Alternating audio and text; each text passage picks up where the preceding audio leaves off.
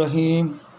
আমি মোহাম্মদ মাহফুজুর রহমান, আয়ুর্বেদিক চিকিৎসক, বাগেরহাট জেলার মোংলা থেকে বলছি।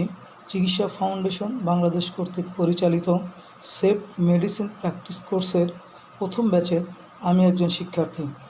আমার রোল নাম্বার CFBD SMP1072522। উক্ত কোর্সের শিক্ষক হিসেবে ছিলেন শ্রদ্ধেয় স্যার ডাক্তার হৃদয় খান শরীফ স্যার। আমি সার্বক্ষণিক তার সুস্থতা কামনা করি। উক্ত কোর্সের সেফ মেডিসিন বা নিরাপদ মেডিসিন সম্পর্কে বিশদ আলোচনা করা হয়। আমার উপস্থাপনার বিষয় কখন ডাক্তার দেখাতে হবে।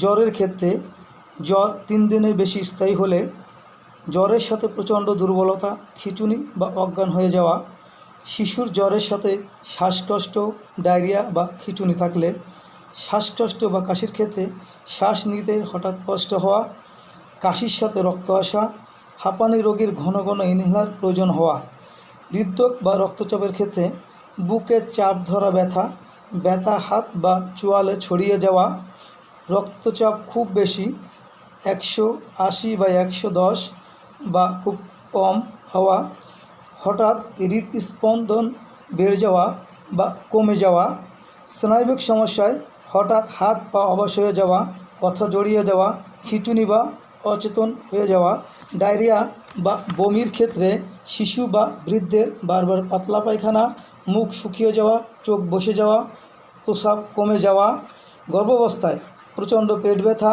হাত পা ফুলে যাওয়া, মাথা ব্যথা, বেশি রক্তপাত, জ্বর বা সংক্রমণ, রক্তপাত আঘাত, দুর্ঘটনায় রক্ত বন্ধ না হওয়া, পায়খানা প্রস্রাব বা কাশির সাথে রক্ত আসা, মাথায় আঘাতের পর বমি বা অচেতন হওয়া, ছোটোখাটো অসুখে বা ঘরোয়া যত্নে পর্যবেক্ষণ, 2-3 দিনের মধ্যে না কমলে ডাক্তার, গুরুতর লক্ষণ দেখা দিলে অবিলম্বে ডাক্তার, প্রেসক্রিপশন ছাড়া ওষুধ নয়। আসুন নিচে সচেতন হই, অন্যকে সচেতন হতে সহযোগিতা করি।